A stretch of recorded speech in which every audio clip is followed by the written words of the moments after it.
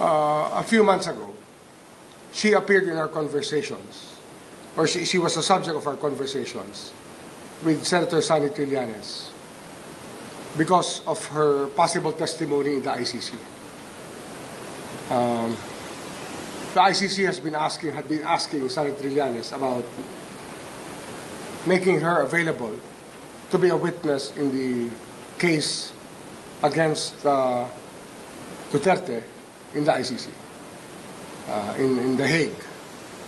So, at that time, she was still applying for asylum, but was denied. She was denied. So, a few days ago, we got word that she was on the way home, and we just waited for her arrival, and since she has no warrant of arrest pending yet, at least from our end, because of the pace of investigations are not always as good as we want it to be. So she's just a subject of an ILBO, lookout bulletin. And given that, and the fact that she was going to Malaysia to meet with the ICC,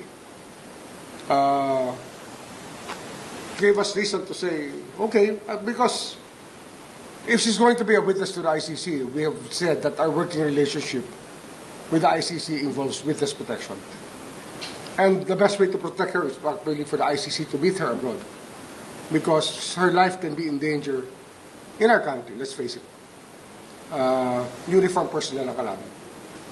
So, as we speak, she's with them right now, with the ICC people in Malaysia.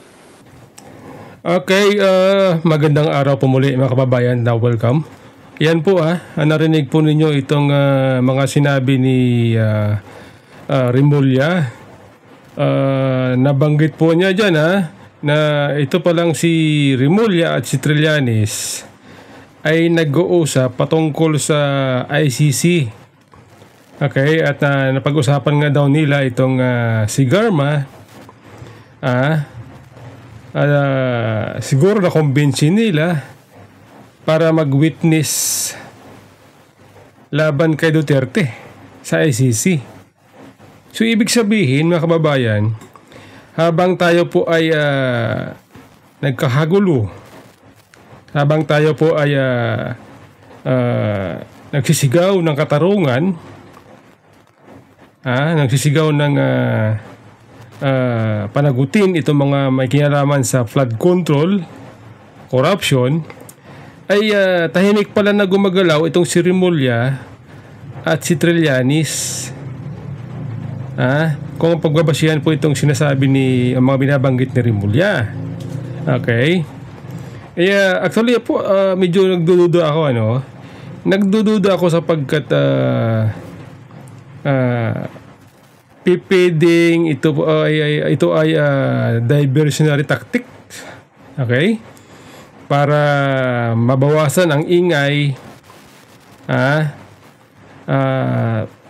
laban dito sa flood control issue, corruption. Kasi 'di ba nakikita siguro ng mga ng Malacanang na kahit anong effort ni BBM kunyari may paiyak-iyak pa, sinasabi niya bakit daw humantong sa ganito. Okay? Ang sabi ko nga, siyang presidente, nagtatanong siya kung bakit humantong sa ganito na kagrabe ang corruption.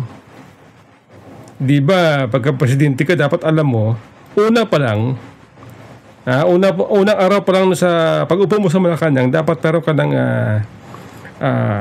matinding pulisya para labanan ang corruption sapagkat piruin nyo itong si Bongbong Marcos, si BBM, di ba ang matinding issue nito patungkol sa kanyang pamilya yung imahe na pangungurakot.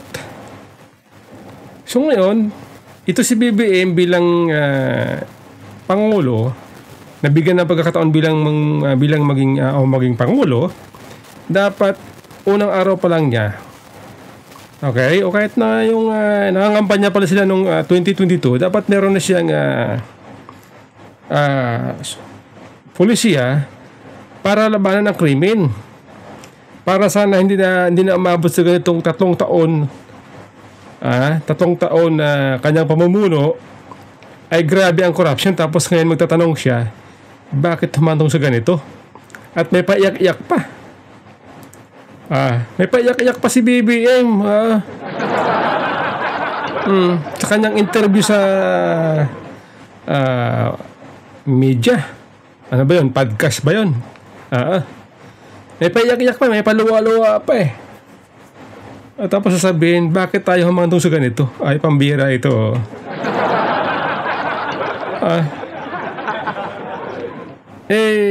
Pagka ganun po mga kababayan, parang pinapatunayan lamang na ang mga sinabi ni dating Pangulong Duterte na talagang ito si BBM po ay mahinang leader. Mahinang leader. Okay? Akalain mo, galing sa isang presidente, bakit tayo nagkaganito? Alam niya, siya po ang presidente. Sa kanya nakasalalay ang kinabukasan ng bansa. Tapos hindi niya alam kung bakit nagkaganito.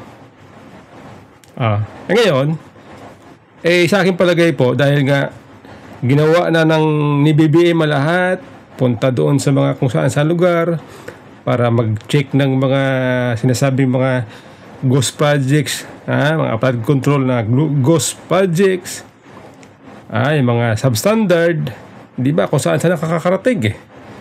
May pagalit-galit pa.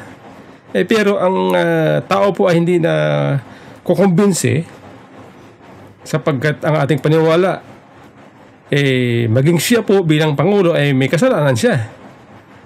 Dahil bakit niya inaprubahan itong mga pondo, bakit niya pinirmahan yung GAA na alam niya na maraming mga maanumalyang pondo na sinisingit. Bakit niya pinirmahan? Di ba? 2023, 2024, 2025. May kapangyarihan siya na i-review, i-bito para mapigilan ang korupsyon.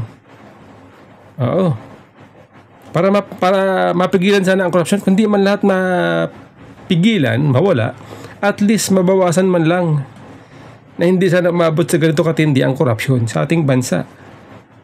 Ngayon, mga kababayan, sa aking palagay, para mabawasan ang focus ng tao sa corruption, sa flood control issue, ito ngayon si Garma. Okay?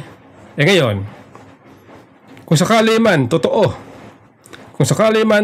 itong sinasabi ni Remulla na ito si Garma daw ay magwi-witness sa ICC laban kay dating Pangulong Duterte, alam po ninyo di ba nga sabi ni Bongbong Marcos, ang Pilipinas ay hindi nakipagtulungan sa ICC sapagkat hindi na tayo membro ng ICC. Bakit itong kanyang DOJ Secretary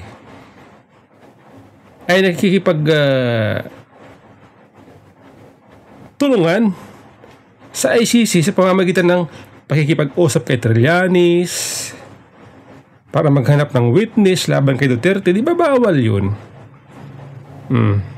Paano pag halimbawa ganito? Dumating ang punto sa 2028 at naging Pangulo si Vice President Sara Duterte. At dumating ang punto na sila ay panagutin sa ginawa nilang pag-traidor sa bansa. Pag-traidor sa bansa yan yung sibirin niya ng bansa, isinuko mo sa banyaga. Di ba pwede maging mabigat na kaso, di ba? Pwedeng maging ano ba tawag doon? Ano bang kaso nun? May kaso yun, nakalimutan ko lang treason ba tawag doon? Na pwedeng ihabla sa mga taong nagtaksil sa bayan. Pagtataksil sa bayan, biro nyo, ICC, sinasabi nyo, walang jurisdiction ng ICC dito sapagkat hindi tayo membro. Tapos ito, Remulla, Trillanes nag-uusap at sinasabi nga pupunta raw ito si Garma daw ay pupunta ng ICC sa Malaysia para daw mag-witness laban kay Duterte. Diba? Yan po ang sinabi ni Remulla, mga kababayan. Malinaw na pag-trader po ito sa ating bansa, sa ating soberenya, mga kababayan. Di po ba?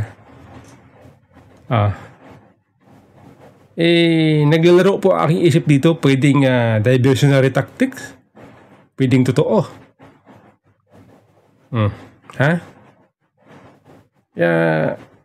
Abang lang kayo pagdating ng 2028, mananagot kayo sa inyong pinagagawa sa bansa. Mga trader kayo. Oo, mga trader kayo. Ang bira to mga ito.